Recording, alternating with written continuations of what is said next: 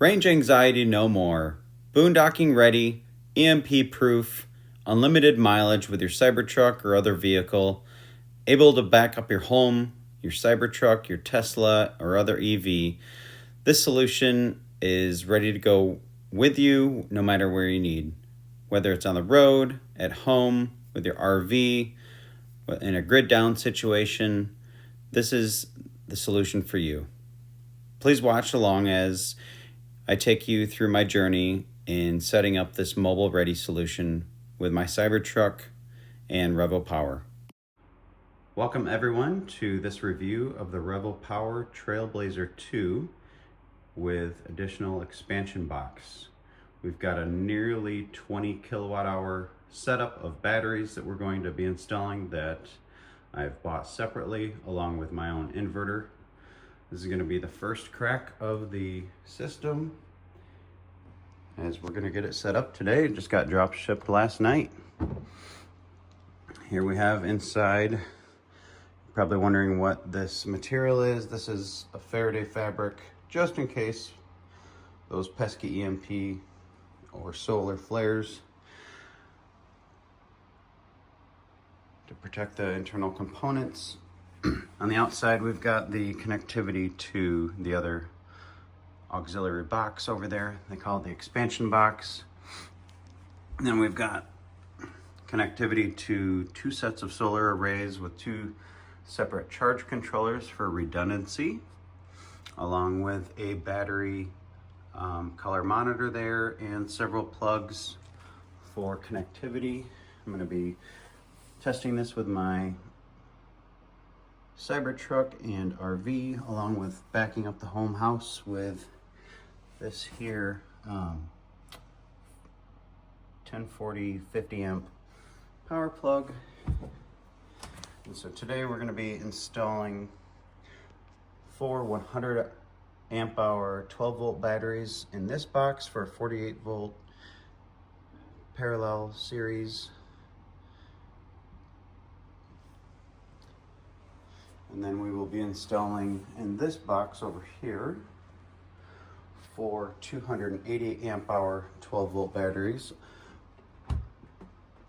also in series, for much increased amp hour capacity. I've actually got an upgraded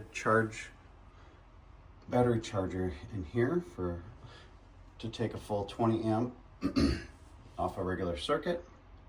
And so we've also got accessories we had to procure with the shelf system that will go in the main cavity for batteries, along with an inverter right here, which I've provided myself as well. This is a 6,000 watt peaking up to 18,000 watt inverter, 240 volt. And so here's the setup.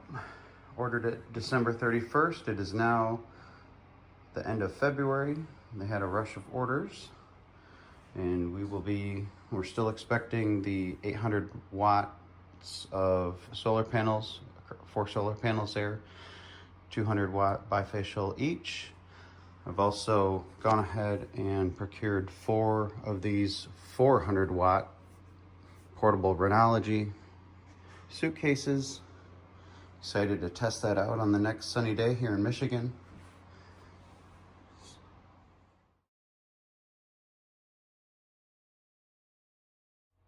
One of the things I'm really excited about with this system is the fully self-service ability of this system. So if components were to fail or require upgrade, I can do that all on my own. A lot of these out-of-the-box systems do not allow for that.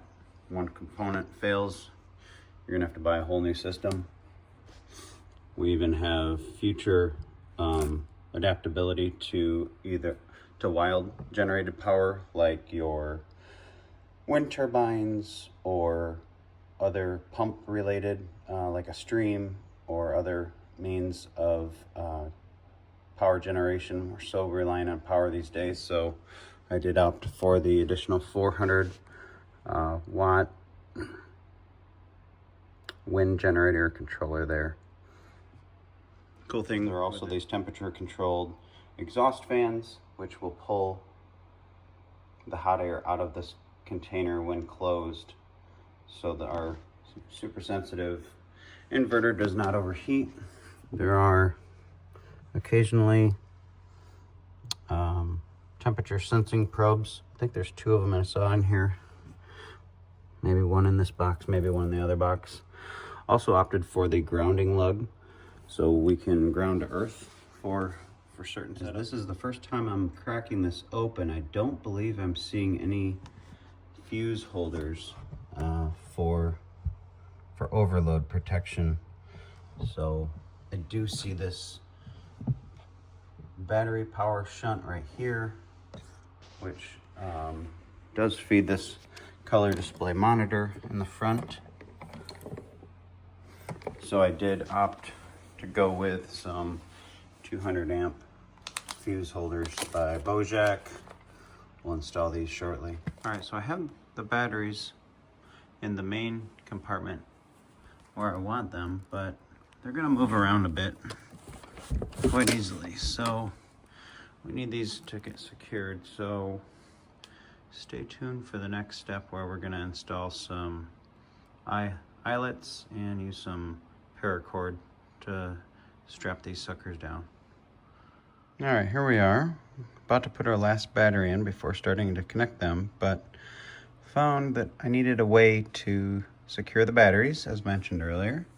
And so we've installed these 10 hooks around the unit and are attaching them and using paracord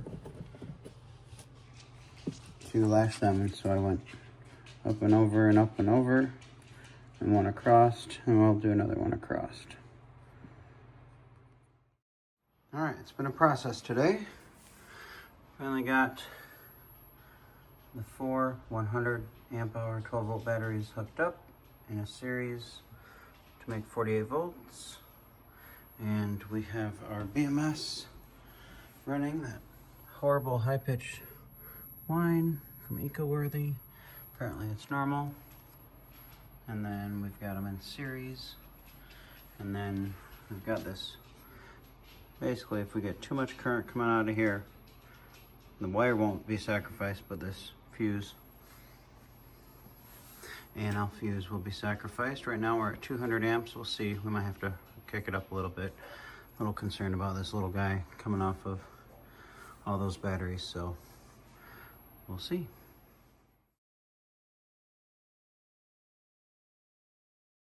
Well, we have the shelf installed. There's the lovely whine of the battery balancer again.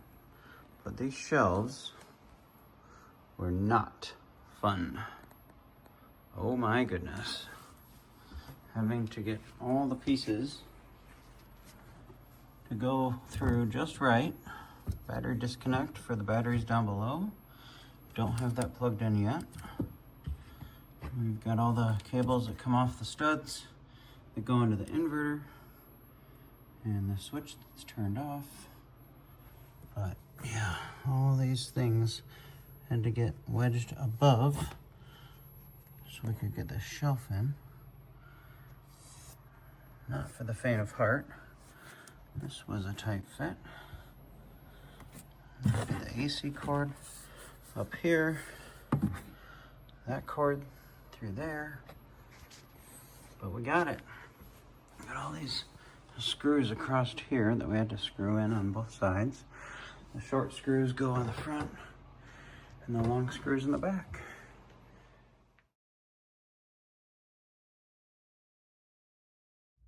I opted to install another power shore inlet on the main compartment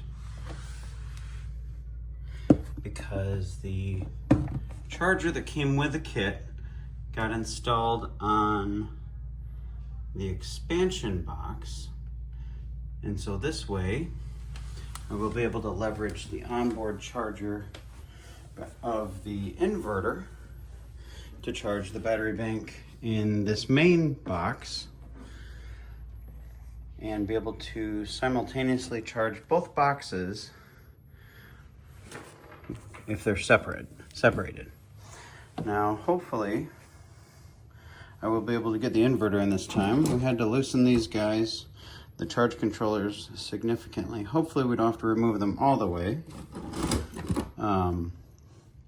But our inverter width here is 11 3/4, and we only had 11 1/4. So we had a 1/2 inch of extra play we had to find. So next step, inverter.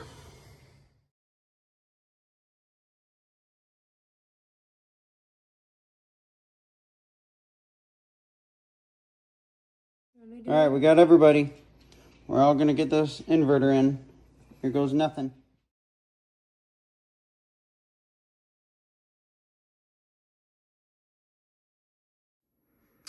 Well, I don't know how, but I was able to get this massive inverter in here after almost removing the solar controllers. I've got them plugged in. Battery's not hooked up yet. We've got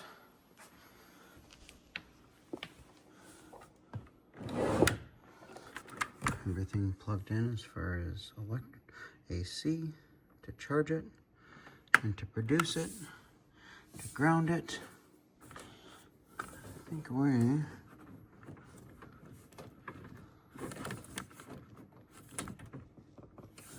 good to go. I'll turn this bad boy on for our first test.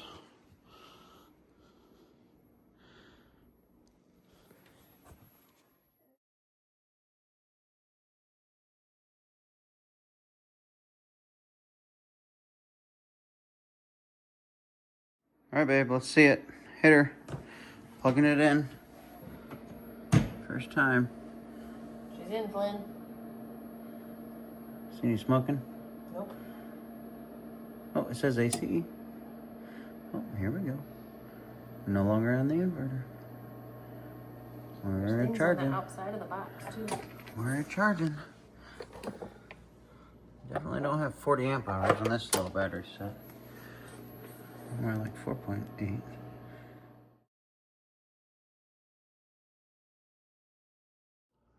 All right, we've tested it. Here's how we turn it on.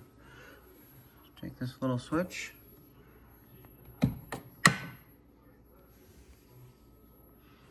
Turn this on. There we go. No fault. System test.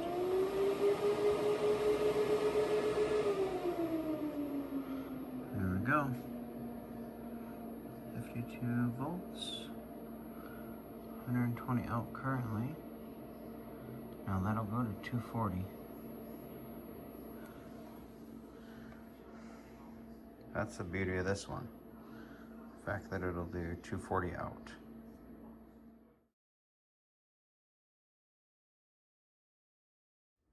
Now that we're complete with the primary box, we need to switch our focus over to the secondary expansion box. And as you may recall, previously this battery was sliding around everywhere, so we have lashed it down with 4 stainless steel eyes on this one as well, and have used some paracord to secure it. Now we're going to go ahead and connect this guy and put the shelf on top of it. You won't see this battery anymore. Now you will notice I used larger batteries in the expansion. These are about 93 amp hour batteries, which are interconnected inside this single 280 amp hour 12 volt battery. Normally the mini 12 volt 100 amp hour batteries, I would only be able to hold 8 of them in here, but effectively I'm able to hold 12 equivalent, and they just fit perfectly, almost like they were made for the box. Coming up in the next episode, we will review some EV load testing.